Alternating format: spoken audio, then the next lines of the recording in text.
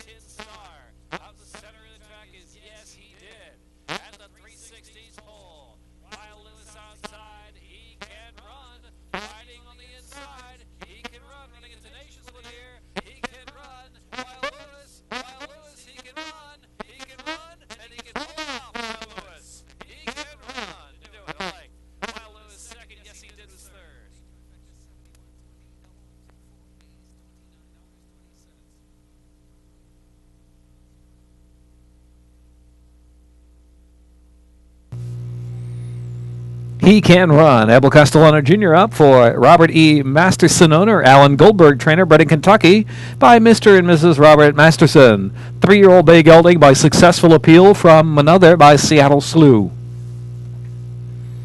Time 126.15.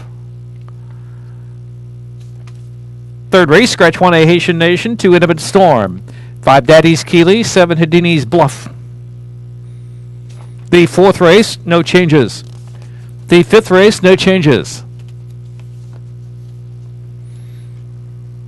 Our second race, the Harrison E. Johnson Family and Friends race, won by He Can Run with Abel Castellano Jr. up in 126.15 for 7 furlongs. Third race, we'd like to welcome the Racing 101 Day of the Races group.